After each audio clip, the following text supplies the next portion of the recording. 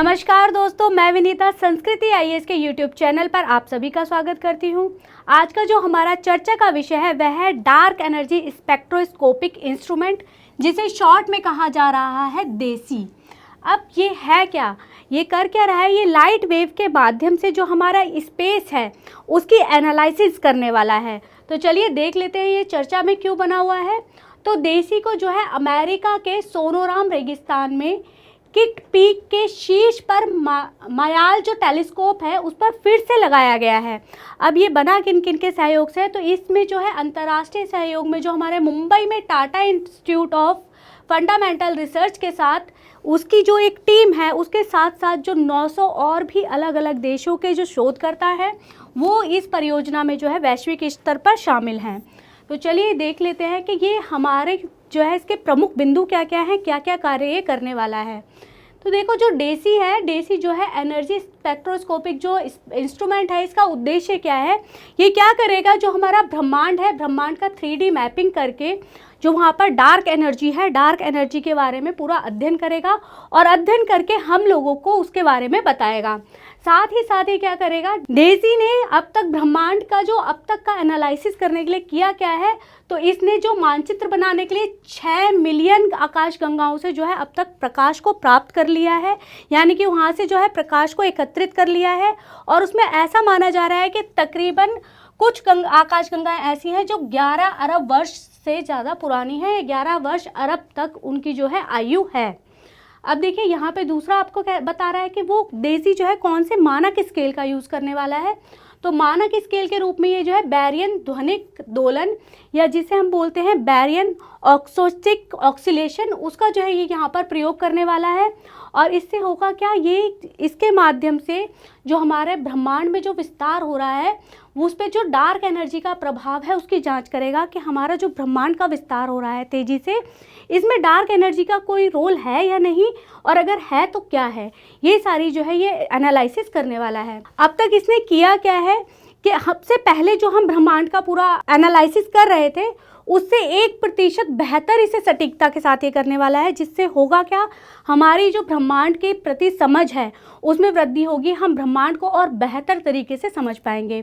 साथ ही क्या बता रहा है कि जो हमारे ब्रह्मांड के विस्तार की दर है वो कितनी है? तो वो 58.5 किलोमीटर पर सेकेंड।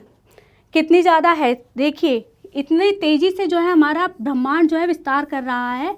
58.5 किलोमीटर प्रति सेकंड प्रति मेगा पारसेक मापी गई है, जो हमें हमारी जो डार्क एनर्जी है उसके प्रति जो हमें जानकारी देगा। अब देखो यहाँ पर है क्या, जो हमारी तारे हैं और जो आकाशगंगाएं हैं इनके बीच में जो है खाली स्थान जो है उसमें बढ़ाव हो रहा है, वो बढ़ता जा रहा है। जबकि हम सभी लोग जानते हैं कि जो भी हमारे ब्रह्मांड में दो चीज़ें हैं उनके बीच में क्या होता है, गुरुत्वाकर्षण होता है। जैसा कि सूर्य का अपना गुरुत्वाकर्षण है जिसकी वजह से पृथ्वी उसके चारों तरफ जो है चक्कर लगाती है, ऐसे ही दो जो ऑब्जेक्ट होते हैं उनके बीच में गुरुत्वाकर्षण होता है। परंतु गुरुत्वाकर्षण होने के बाद भी उनके बीच में जो है तेज़ी से विस्तार हो रहा है। इसके पीछे कारण क्या है, ये सारी चीज़ें देखने के लिए जो वैज्ञानिक हैं वो इस कार्य को कर रहे हैं।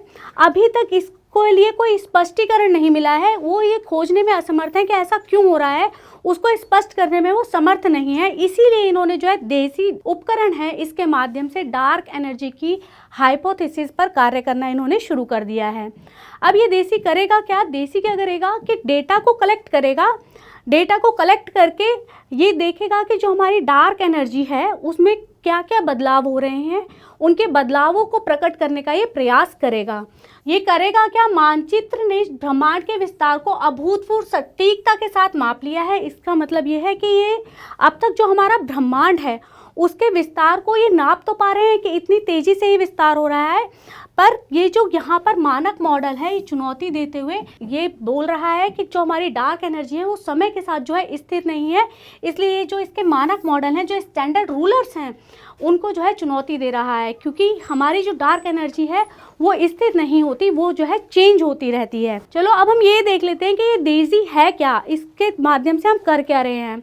तो डेजी क्या है, तो डेजी हमारा एक सुदूर आकाश गंगाओं का स्पेक्ट्रोग्राफिक खगोलीय सर्वेक्षण करने के लिए एक वैज्ञानिक अनुसंधान उपकरण जो है बनाया गया है। ये है कहाँ पर, ये अमेरिका में, जैसे मैंने आपको स्टार्टिंग में ही बताया कि अमेरिका में इसे जो है लॉन्च किया गया है। अमेरिका में एक स्टेथोस्कोप के ऊपर इसे लगाया गया है। इसका लक्ष्य क्या है, तो ये करेगा क्या, ब्रह्मांड के विस्तार पर जो डार्क एनर्जी का प्रभाव पड़ रहा है उसे मापेगा कि हमारी जो डार्क एनर्जी है वो हमारे ब्रह्मांड के विस्तार पर किस तरीके से प्रभाव डाल रही है। ये फोकल प्लेन और जो हमारे स्पेक्ट्रोग्राफ्स हैं उनका एक बैंक है। ये करेगा क्या, स्पेक्ट्रोग्राफ का एक बैंक का उपयोग करके जो वहाँ पे तंतु हैं, तंतुओं से जो प्रकाश प्राप्त करेगा और आकाश गंगाओं को जो स्पेक्ट्रम बनाएगा, स्पेक्ट्रम का उसका विश्लेषण करके उनकी संरचना और उनके अन्य जो गुण हैं उनके बारे में बहुमूल्य जानकारी जो है हमें प्रदान करेगा। डेजी में क्या है, 5000 फाइबर पोजिशनल रोबोट्स की एक प्रभावशाली श्रृंखला है जो करेगी क्या, जो हमारे आकाश में पिंड हैं उन पर जो ऑप्टिकल फाइबरों को सटीक रूप से स्थापित करने के लिए एक साथ काम करते हैं। ये सारे जो रोबोट्स हैं वो एक साथ काम करेंगे, जिससे हमारा जो स्पेक्ट्रोस्कोप है वो अवलोकन करने के लिए अच्छे से अवलोकन कर पाए और उनको जो है अनुमति मिल पाए अवलोकन करने के लिए। क्योंकि जब हम उसके ऊपर एक हम ऑप्टिकल फाइबर, क्योंकि यहाँ पर काम किस पे हो रहा है, लाइट पे काम कर रहा है ना, तो वहाँ पे जब तक ऑप्टिकल फाइबर नहीं होगा वो ठीक से काम नहीं कर पाएगा, तो ये अपना काम जो है अच्छे से कर पाए, इसको अनुमति मिल पाए। अब देखते हैं कि हमारा जो अब तक हमने बात करी डार्क एनर्जी के लिए हम कर क्या रहे हैं, लेकिन ये डार्क एनर्जी होती क्या है, डार्क एनर्जी के बारे में जान लेते हैं। तो डार्क एनर्जी क्या है, डार्क एनर्जी एक ऊर्जा का एक अज्ञात रूप है जिसके बारे में अनुमान लगाया जाता है कि ये पूरे ब्रह्मांड में जो है फैली हुई है। और ये ऐसा माना जा रहा है अभी तक कि ये जो ब्रह्मांड का विस्तार हो रहा है उसमें विस्तार में तेजी किसकी वजह से आ रही है, डार्क एनर्जी की वजह से आ रही है। और इसी चीज़ को प्रमाणित करने के लिए कि जो ब्रह्मांड में तेजी आ रही है ये डार्क एनर्जी की वजह से है, ये प्रमाणित करने के लिए हमने जो है डेजी को यूज़ कर रहे हैं, डेजी का इस्तेमाल कर रहे हैं। चलिए आगे देख लेते हैं। ये जो है ब्रह्मांड का सबसे बड़ा घटक है और ऐसा माना जाता है ब्रह्मांड का प्रतिशत जो है हिस्सा डार्क एनर्जी है। देखिए कितना बड़ा हिस्सा हो जाता है। जो डार्क एनर्जी की खोज जो की गई थी 1990 के दशक के अंत में सुदूर सुपरनोवा के अवलोकन के द्वारा जो है डार्क एनर्जी के बारे में पता लगाया गया था। कब पता लगाया गया था, तो 1990 के दशक के अंत में सुपरनोवा, याद रखिएगा, सुपरनोवा का अवलोकन के माध्यम से जो है डार्क एनर्जी के बारे में हमें पता लगाया गया था।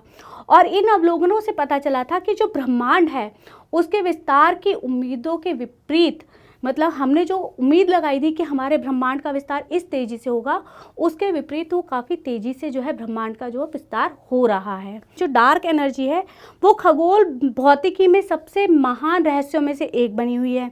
इसीलिए उसकी उत्पत्ति, प्रकृति, व्यवहार और अब के बारे में अभी तो कोई भी पूरी जानकारी नहीं है। कोई भी पूरी तरीके से इसे समझ नहीं पाया है कि आखिर डार्क एनर्जी है क्या। इसीलिए हम जो है डेजी का इस्तेमाल कर रहे हैं। अब डार्क एनर्जी क्या करती है, देखो हमारी जो बाकी जो एनर्जी होती है उनमें क्या होता है, थोड़ा गुरुत्वाकर्षण होता है। हमारा डार्क मैटर जैसे हम बात करें तो डार्क मैटर में क्या होता है, दो चीज़ों के बीच में गुरुत्वाकर्षण वर्क करता है। लेकिन यहाँ पर जो है प्रतिकारक शक्ति होती है, मतलब यहाँ पे गुरुत्वाकर्षण नहीं होगा, ये एक दूसरे के विपरीत जाएंगी, एक दूसरे को अलग खींचेंगी। और ये हमारे ब्रह्मांड के इसी की वजह से, क्योंकि जब ये एक दूसरे को दूर लेके जाएगा तो क्या होगा, हमारे ब्रह्मांड का जो है विस्तार का ये कारण बन रही हैं, ऐसा माना जा रहा है। चलो देख लेते हैं कि डार्क एनर्जी में और डार्क मैटर में क्या क्या डिफरेंसेस हैं। एक तरफ हमने आपको बता रहे हैं डार्क एनर्जी और दूसरी तरफ बता रहे हैं डार्क मैटर। जैसा कि मैंने आपको अभी बताया कि डार्क एनर्जी जो है एक सबसे बड़ा घटक है ब्रह्मांड का, जो कितना प्रतिशत हिस्सा ले रहा है, 68% जो हिस्सा है वो डार्क एनर्जी का है हमारे पूरे ब्रह्मांड का। वहीं अगर बात करते हैं डार्क मैटर की, तो डार्क एनर्जी के बाद जो दूसरा सबसे बड़ा घटक है वो है हमारा डार्क मैटर, और ये जो है 27% तक का भाग जो है हमारे ब्रह्मांड का कवर करता है। अब यहाँ पर अभी मैंने जैसे आपको बताया, जो हमारा डार्क मैटर वर्क करता है वो किस पे करता है, आकर्षण शक्ति की तरह काम करता है। लेकिन जो हमारा डार्क एनर्जी है ये किसकी तरह काम करता है, प्रतिकारक शक्ति की तरह काम करता है। मतलब कि वहाँ पर आकर्षण होगा, इसमें जो है एक दूसरे से दूर भागेंगे, रिपल्शन होगा। दूसरा, अगर सामान्य पदार्थ के साथ ये कोई अंतःक्रिया नहीं करता है, क्योंकि ये बता रहा है आपको कि यहाँ पर क्या हो रहा है, किसी तरीके की अगर कोई सामान्य पदार्थ आए तो उसके साथ ये कोई अंतःक्रिया नहीं करेगा। लेकिन डार्क मैटर में क्या होता है, ये गुरुत्वाकर्षण की तरह सामान्य पदार्थ के संपर्क में आता है।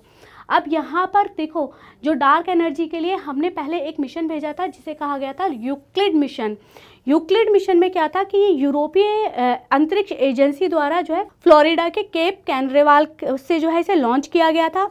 और इसने किया क्या था, इसने आकाश का तकरीबन 1/3 हिस्सा पूरा अवलोकन करा था, उसकी पूरी मैपिंग करी थी, वहाँ पे जो डार्क एनर्जी है और जो डार्क मैटर है उसके बारे में पूरी जानकारी दी थी, पर ये नहीं बताया था कि वो किस तरीके से पूरी तरीके से काम कर रहे हैं।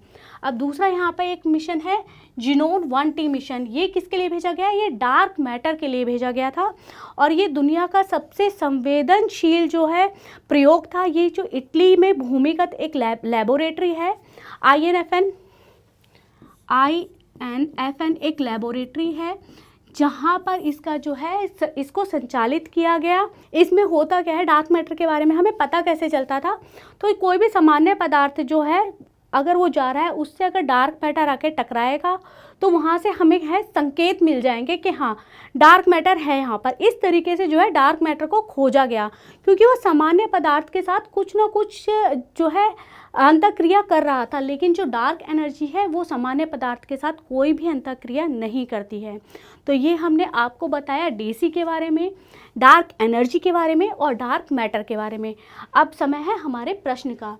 तो प्रश्न में आपसे क्या पूछा जा रहा है, डार्क एनर्जी से संबंधित निम्नलिखित कथनों पर विचार कीजिए। पहला कथन में कहा है यह ब्रह्मांड का सबसे बड़ा घटक है और ब्रह्मांड का 78 हिस्सा जो है डार्क एनर्जी का है। दूसरा कथन आपसे कह रहा है डार्क एनर्जी एक प्रतिकारक शक्ति है जो हमारे ब्रह्मांड के विस्तार का कारण बनती है। उपरोक्त में से कौन सा कथन सही है आपको बताना है। ऑप्शन में आपको दिया गया है केवल एक, केवल दो, एक और दो दोनों, ना तो एक और ना ही दो। इसमें से आप हमें आंसर हमारे कमेंट बॉक्स में बताइए। आज की वीडियो में इतना ही। उम्मीद करती हूँ कि आपको वीडियो पसंद आई होगी और आपको इससे अपने एग्ज़ाम के पॉइंट ऑफ व्यू से कुछ इंपॉर्टेंट जानकारियाँ मिली होंगी। अगली वीडियो में आपके साथ फिर मुलाकात होगी, तब तक के लिए धन्यवाद।